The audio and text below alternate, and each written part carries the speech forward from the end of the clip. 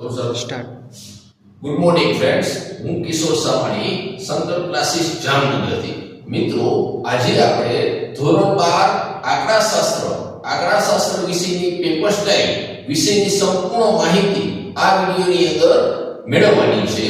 તો સૌથી પહેલા આંકડાશાસ્ત્રમાં બોર્ડના પેપરમાં સેક્શન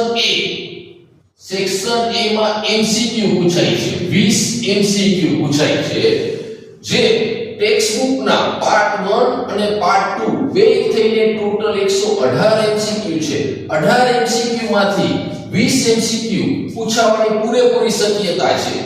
પાર્ટ 1 અને પાર્ટ 2 બેના MCQ કરીએ તો ટોટલ 118 MCQ થાય છે. મિત્રો, આ સેક્શન ની તૈયારી કરવા માટે ટેક્સ્ટ બુકના MCQ પર વધારે ભાર દેવો જોઈએ. પછી જાય સેક્શન B માં.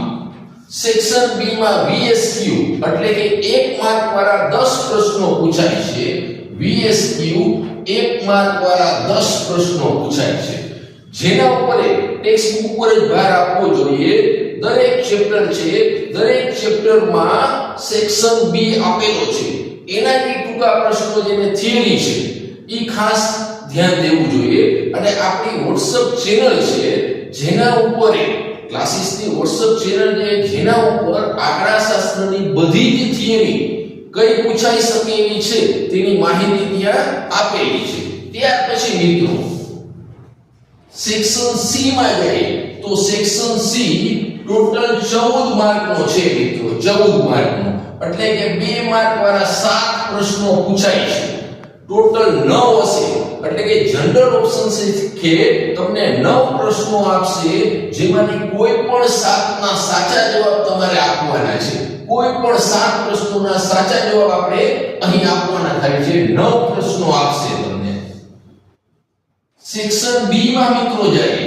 સેક્શન B માં તો 3 માર્ક વાળા પ્રશ્નો પૂછાય છે. અહીં 3 માર્ક વાળા દાખલા કે જે 3 માર્ક વાળા 8 દાખલા છે, એટલે કે 24 માર્કનો વિભાગ છે. મિત્રો, 24 માર્કનો ટોટલ તમને 12 પ્રશ્નો આપશે. 12 માંથી કોઈ પણ 8 ના જવાબ આપણે અહીં આપવાના થાય છે.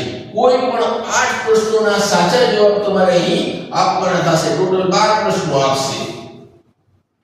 સેક્શન E માં જઈએ મિત્રો. સેક્શન E માં તો 4 માર્ક વાળા 3 પ્રશ્નો પૂછાય છે. 4 માર્ક વાળા 3 દાખલાઓ હશે. ટોટલ 4 દાખલા હશે, જેમાંથી તમારે કોઈ પણ 3 ના સાચા જવાબ આપવાના થાય છે. આ જ રીતે સેક્શન F માં જાય મિત્રો. સેક્શન F માં તો 5 માર્ક વાળા 4 દાખલા છે. 4 દાખલા જેના સાચા જવાબ તમારે આપવાના છે.